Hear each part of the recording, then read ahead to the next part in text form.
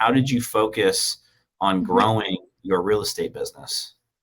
Well, that's a great question. So, I was starting from scratch. I had no book of business to work off of. I just had a network. And I had to trust that people would believe in me enough to allow me to help them buy a home, which was really, really challenging. So it took, my husband and I, we developed a very long list of people that we knew.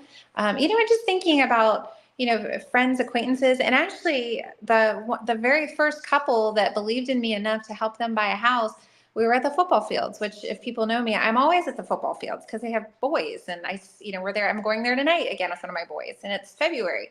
But it was a family that I knew really well from the football program. I volunteered with both of them, and we were just talking. She didn't realize that I had gotten my real estate license. They were looking to buy a house. They had been renting a home, and she was just like, "Oh my gosh, it's so overwhelming." And I'm like, "Wait, I have my real estate license. Why can't I help you?" We were just joking, but I had no sales. I had no experience. But you know what? Kevin and Jessica were absolutely amazing, and they believed in me enough to allow me to help them along the way. But so I just, if I didn't know, I asked a lot of questions. I depended on my broker a lot, and it ended up being a really successful transaction. And buying all these investment properties, I look back at that and I was like, man, I was kind of hard on them, not my buyers, but my sellers, getting my people the price they wanted because I was used to haggling. Yeah. So to me, that actually got to be really fun and still is. So Yeah, no, I was just going to ask you, did you lean in on some of your strengths, which would be the investing side, to really kind of focus building your business?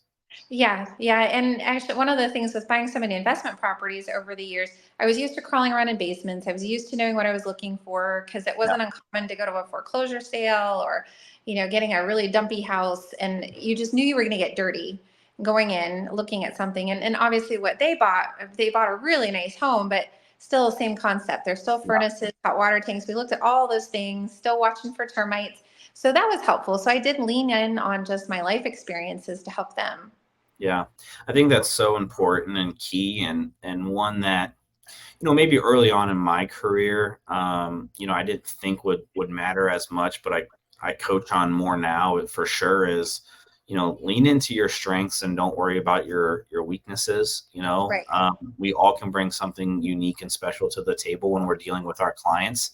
Right. I'm the first to admit that if you want a lovey-dovey type of experience when you're buying a home, that's not necessarily me.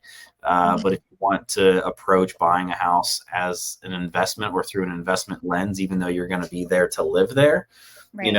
then that's kind of more my wheelhouse, right? Right. And I contribute that to running in and out of so many foreclosures and short sales and all of those types of distressed properties back in 2011 and 2012, to Right. where when someone asked me like, hey John, like, how much in repair are we talking to, I could give them a range, a pretty close range. It wouldn't be exact, but a pretty close range of like, hey, this bathroom's going to cost you, every bit of 10, or hey, this flooring's going to cost you probably 5, right? Or whatever the case may be.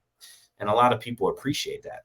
Right. And they do. So you're absolutely right. We lean into what we know, and what we don't know. That's why you have a broker, and they can, that's where you ask for help and give you guidance, and then keep on running with your clients.